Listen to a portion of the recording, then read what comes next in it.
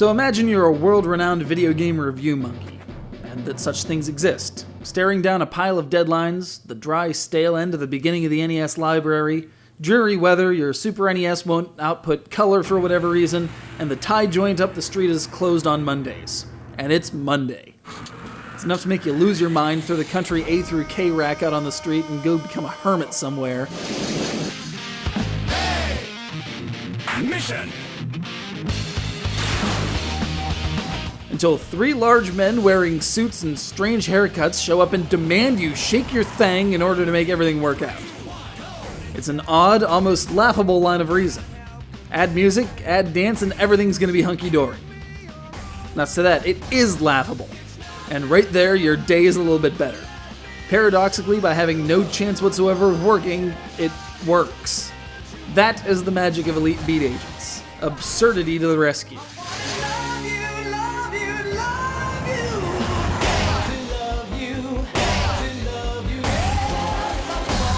What we have here is a rare breed, a rhythm/music game that doesn't have the words bimani or harmonics anywhere on it. There aren't many of those, especially not in the States, and the ones that do see the light of day are somewhat hit or miss. For every Gitaru Man, there's an Ontamarama. For every unison, unison. But Elite Beat Agents is a Nintendo idea crafted specifically as a rhythm gaming experience, utilizing the DS touchscreen mechanics to its fullest. And then they just made it absolutely deranged. And not just deranged, I mean pants on head, Johann Gamble putty, Eddie Izzard covered in bees weird.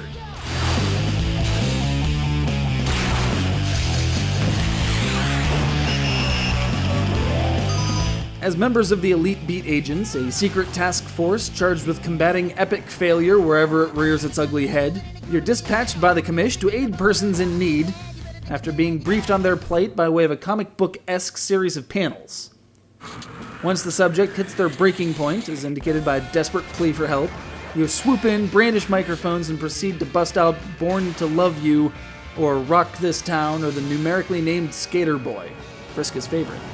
But it's not enough to just show up with a snazzy tune and hope everything rights itself. No, you've got to get all up on the dance floor. Or other words like that. I can't speak to the social implications, but I can lay out the mechanics.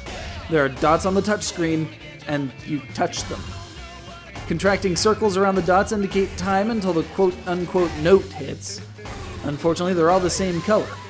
You'd be a royal pain to tell an 8th from a 12th, especially if you've never heard the track before. Unlike DDR or Rock Band, you don't have a linear movement of notes from which you can gauge these minute differences. In fact, the action can take place in any direction on the bottom screen. Occasionally, a note will be followed by having to roll a ball along a track, not too fast, not too slow. It sounds strange, but it's comfortable strange once you've gotten used to it.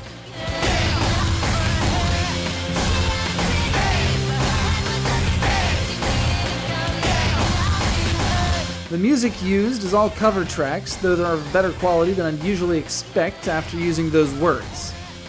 Now, my only real issue with the game is how much is going on at once. While you're trying to concentrate on the bottom screen and not fail at the game, there's a whole slew of strange events happening on the top screen. In this way, anyone spectating the action is going to be quite entertained, but who the heck watches people play DS games anyway?